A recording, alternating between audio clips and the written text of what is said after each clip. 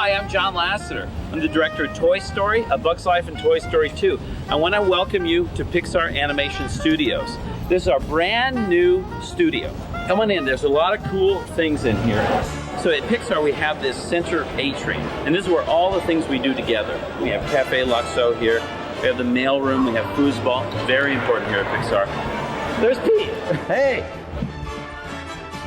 Pete Docter is the director of Monsters Incorporated. Thought we'd give him a tour of Pixar. Go down to the Tiki room. Well, this is Mark's office. He's done it up like a tiki lounge. The pineapple is the symbol of hospitality. So we're gonna go see Andrew Gordon's office. Andrew moved into his office, and then what did you find? Well, I found this air conditioning vent. And he found a whole nother room in there. An alternate reality. So this has become the Love Lounge. Come on, let's go into the Love Lounge. You have to crawl through.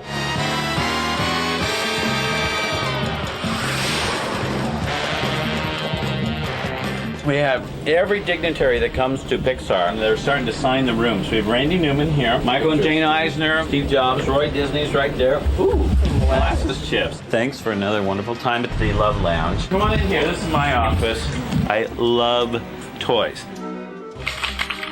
Oh, who does that remind you of, huh? There's Steve's office. You want to see Steve Jobs' office? It's the cleanest office at Pixar. This is where we get our creativity. Oh, I just had an idea there. It's called speed golf. Oh! You got a friend in me. You got a friend in me. When the road looks rough ahead. Pete's really good. Ladies and gentlemen, Pete Docter. This is our main theater, and everybody's gathered to see our new trailer. They're overly dramatic here in Pixar Projection. What makes Pixar so special is not the bricks and the steel and the wood of the building. It's the people that makes Pixar. Joe Ranft. Joe Ranft is my head of story. I do Heimlich the Caterpillar. And here are the co-directors of Monsters Incorporated, Lee Unkrich and David Silverman. Carl Anderson, producer of Monsters Incorporated. Anderson, co-executive producer and co-writer and He's co. John Cars. Lynn McQueen. Because I always believe that if you're having fun making the movie, it's going to appear on the screen. A few months ago, we had the first annual Pixar Air Show off of this bridge, and we had a paper airplane contest for the whole company. It was pretty cool. You can see we really have a lot of fun at Pixar, but our main passion is our work. Our people work so hard. They work really long hours making these movies. But number one to us is to make a great movie that audiences around the world will enjoy. Okay, stop. Oh, stop. To date, Pixar has earned 13 Oscars, 1 Golden Globe, 1 Grammy, and a bunch of other awards for our animated short films. At Pixar, we use computer animation. It's one of the newest art forms that there is, and we love it because it's changing constantly. It's always, adding new things and new capabilities. It's very exciting to work in this medium. But story is the most important thing in our films. Always has been, always will be. That's what entertains audiences. Well done. Ooh, they're so awesome.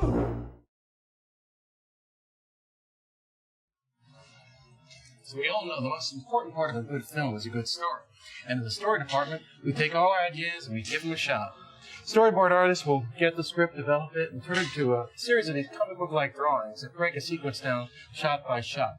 As a storyboard artist, we will take a script and go back and draw pictures. And those pictures is like a large comic strip. And what we'll do is we'll take those pictures and pin them up on a board.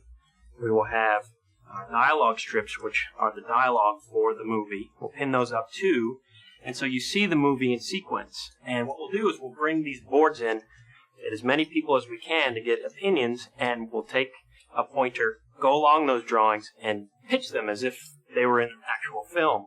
So you get an idea of whether it's working before you commit to editing and animation, and you try to work out some of the gags and the business that happens in the story sequence that we're working on.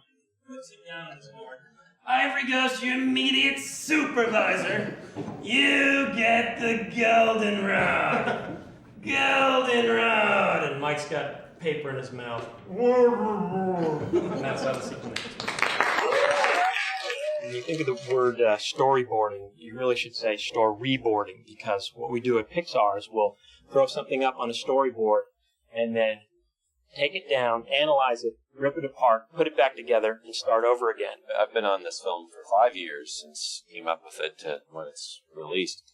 And the thing that's been the hardest to do is just get the story to be just right. As it's been said many times, they could put a sign over our door here in the story room where we work that story is king. That story always has to work before you can move down the line and have the other departments plus it to the final film. But if it doesn't work here, you just can't let it go downstream.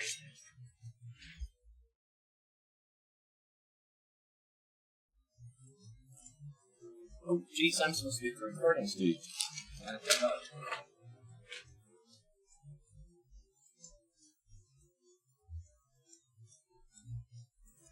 So the next stop on our tour, by no coincidence, also the next stop in production, is also the recording studio. A lot of people think that we record all the voices for the movie after we finish the animation, but the reality is that long before we even start the animation, we come in here to the recording studio to record the actors.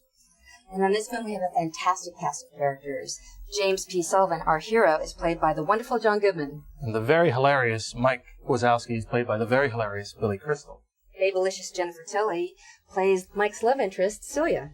And the very evil Randall is played by the very sweet Steve Buscemi. The CEO of Monsters Incorporated, Henry J. Waternoose, is played by the incomparable James Coburn. Come on with us, we have a little surprise for you. Come on in here.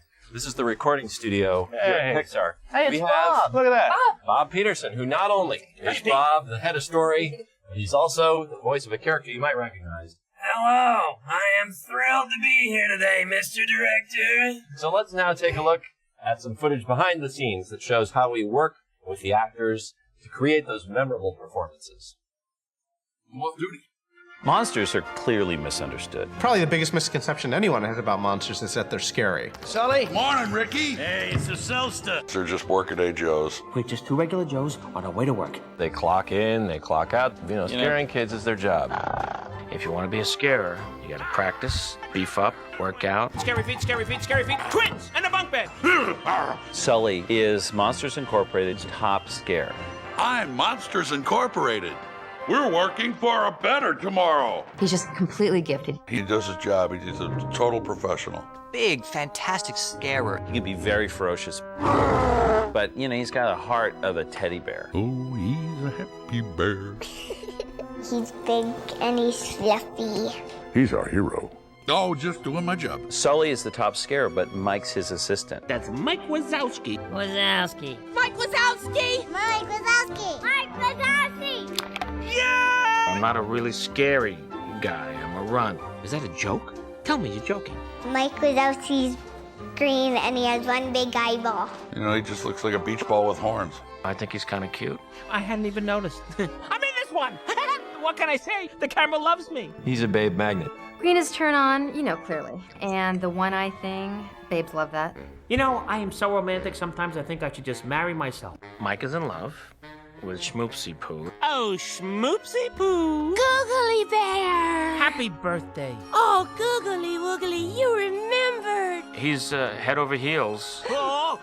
and he is all head, so he's just over heels for her. Who couldn't love a luscious lady with fantastic Medusa hair? Celia, she's just your normal snake-haired gal. I'm thinking about getting it cut. No, I like it this length. She's in love with, Mike. He's not exceedingly talented, and he's not a schmo either. How many times do I have to tell you? It's all about presents. Henry J. Waternoose III is a third generation of Waternooses that have run Monsters Incorporated. He's a real company man. James, this company has been in my family for 3 generations, and I would do anything to keep it from going under. He's this great, big, kind of cross between a crab and a spider. If I have one eye, he's got way too many. He's very warm, very grandfatherly. Yeah, now that's my boy. Randall Boggs is the second best scarer at Monsters Incorporated, but he is not satisfied with that. He wants to be number one. I'm in the zone today, Sullivan. Gonna be doing some serious scaring, putting up some big numbers. This vicious little lizard kind of a creature, and he's got a mouthful of little razor-sharp teeth. And the main cool thing that he can do, it's really, really cool, is he can blend into things like a chameleon. Randall's really scary. He has no scruples and has no moral code, and is just basically evil at heart. All right, I'm back, you little one-eyed cretin. Okay, first of all, it's creepy. If you're gonna threaten me, do it properly. He's just slimy and crawly and creepy and Nasty bad guy. Where's the kid? Look, this is Bill. Boo? What's Boo? Boo is a human child. Boo! The star of the movie is this little 3-year-old, incredible, adorable creation. Bill goes to Monster World. That thing is a killing machine! La la la la la la la la. She sees all these monsters. They're funny, they're big, they're entertaining, they're reacting to her, and it's a lot of fun. She's the one who wants to, humanize us, and she does just by her very presence. she's such a cute little thing. Come here, you. All the monsters in this movie are very friendly. They make you laugh, they make you care about them. You can look like a monster, but you don't have to act like a monster.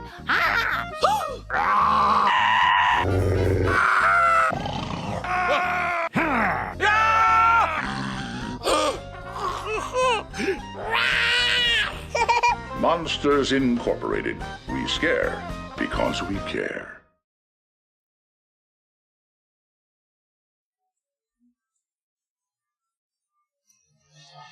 It's a nice drawing, isn't it? We're going to talk about design now. The process of design is very much the same as the days of Snow White. Still figured out using paper and pencils and pens and paints before we do anything on the computer. And for our movie, we've assembled a great team of very talented artists who created a very unique look for Monsters Incorporated. One of the most exciting things on this movie was that we did get to create this world from scratch. I mean, nobody knows what a world where monsters live in might look like. There have been a lot of different interpretations of it through time, but we had an opportunity to create a really unique, original vision of a monster world. And it was a lot of fun because in computer graphics, we have to create every last little detail, every prop, every building, down to the tiniest detail. So somebody has to think about all those details, and it was great fun to think them all up and to create a world that not only looked cool, but made sense. That was one of the criteria, was to have some relatable connection to our world. And also, if it's going to be designed this way for the monsters, there has to be a real reason for it. We have to really kind of think it out as opposed to, this looks neat. We kind of wound up thinking of Monstropolis as kind of almost a parallel universe with the human world. That at first glance, it looks like a regular city. It's not so bizarre that you can't figure out what it is, but we really wanted to relate that they live in a happy place, a bustling, exciting place. They're all going to work, and that the whole world is designed for monsters. So they've done this hilarious thing of showing doors that have multiple doors or multiple handles on everything. But it's also one of those things, it's just part of the world. Sully's chair in our movie has a big hole in the back of it. Why does it have a hole in the back of it? For his tail to go through. And they have a lot of different physical requirements. The buildings were super reinforced with cast iron and steel and brick. The other was in Monsters, Inc., the factory. We really wanted it to look like it was a working factory. We tried to communicate in the factory design itself that there were areas for the executives and for the union workers and for the people that clean up. So each character had its sort of home base. And I think that's what makes it so special, this world, because it's believable. Everything that we do as far as the story, the characters, and the world, it's believable to the audience.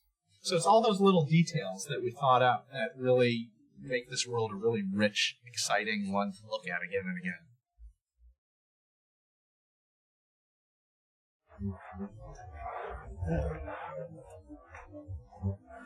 Hi, we're here in the animation area. This is where the animators work. They're the people, they're basically the actors of this whole process, and they're the ones that create those memorable performances that you see on the screen.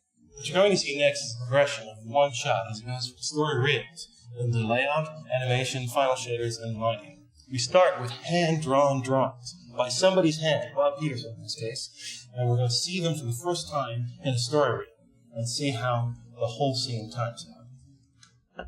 Once we're happy with the story reels, we move on into layout. That's where we determine the compositions and the visual structure of the movie. We work with little virtual sets with a virtual camera, and we figure out how the camera's going to move and basically do everything that we can to make the film very visually dynamic. And cut! In this part of the progression reel, I'm going to talk a little bit about animation. Layout basically provides us with a blueprint of how the shot will work. What we're concerned with is bringing the characters to life. First thing we do is we listen to the dialogue of the actors portraying these characters again and again and again. We listen to it hundreds of times, trying to figure out what the right gestures, what the right performance for the shot should be. Some animators just sit at their desk and act it out like madmen. Other animators use video reference. They'll videotape themselves acting it out just to get clear in their own minds what the performance should be.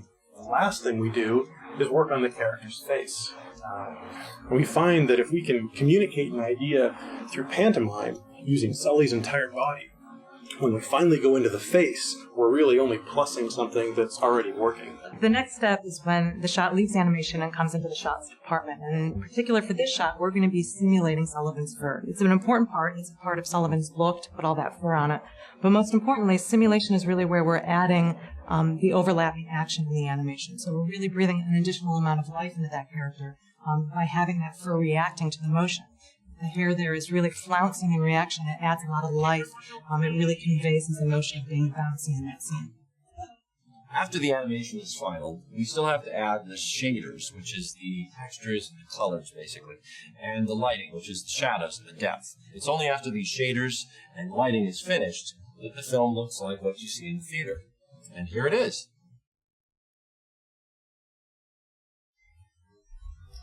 Hey, John. Hey, John.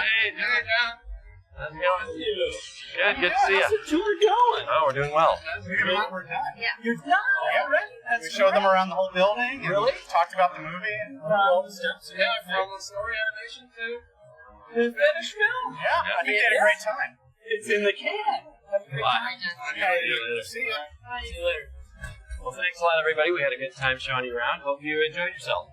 Now, stick around because after we leave, you're going to see a bunch of doors. Now, these doors don't have any markings or words on them, but you still might want to check them out. Right. Big surprises. Thanks very much. Bye now.